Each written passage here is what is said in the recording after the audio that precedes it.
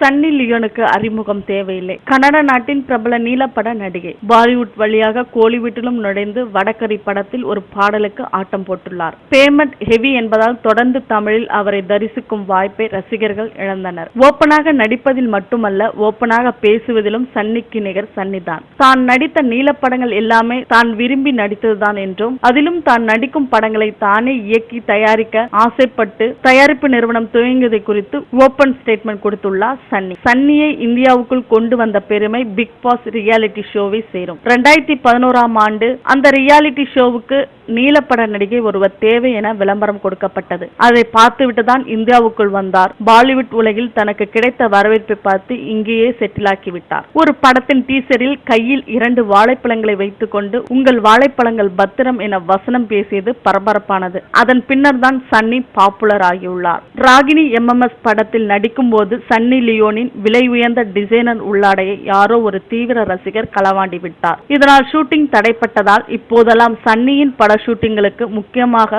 உள்ளாடைகளுக்கு பலத்த பாதுகாப்பு போடப்படுகிறது. சன்னி லியோனை ஒரு பாட்டுக்கு ஆட வைக்க எல்லோருக்கும் ஆசை. ஆனால் சன்னிக்கோ ரஜினி அமீர்கானுடன் நடிப்பதுதான் ஆசையாம். இவர் இந்தியாவில் எப்போது காலடி எடுத்து வைத்தாரோ அன்று முதல் இன்று வரை கூகுளில் இந்தியர்களால் அதிகம் தேடப்பட்ட நபராகிவிட்டார். ஜிசாங் ஹிந்தி படத்தில் நடிக்கும் போது உடன் நடிக்கும் நடிகரிடம் HIV பரிசோதனை அறிக்க வேண்டும், அப்போதுதான் நெருங்கி நடிப்பேன் என சொல்லி ஷாக் கொடுத்தவர் சன்னி லியோன். இந்திய வம்சாவளி பெண்ணான சன்னி லியோன் மும்பைக்கு வந்த புதிதில் அவருக்கு வீடு தர மறுத்துவிட்டார்கள். நீண்ட போராட்டத்திற்கு பிறகு வீடு கிடைத்துள்ளது. சன்னியின் கணவர் டேனியல் வெப்பரும் ஒரு நீலப்பட நடிகர் தான். இருவரும் இணைந்து நடிக்க ஆசைப்படுகிறார்கள் பாலிவுட் படத்தில். சன்னிக்கு ஒரு விதமான பழக்கம் உண்டாம். அடிக்கடி காலை நனைத்துக் கொண்டே இருப்பாராம். ஒசாமா பின் லாடன் சுட்டுக் கொல்லப்பட்ட பின்னர் அவன் வீட்டில் சன்னி லியோனின் ஆபாச சீடிகள் ஏராளமாக கைப்பற்றப்பட்டது. சன்னியின் தீவிர ரசிகரான ஒசாமா சுட்டுக் கொல்லப்பட்ட போது கூட சன்னியின் படத்தை தான் ரசித்துக் கொண்டே இருந்ததாக தகவல்கள் வெளியாகியுள்ளது. மேலும் சினிமா தகவல்களுக்கு கீழே உள்ள சப்ஸ்கிரைப் பட்டனை அழுத்தவும்.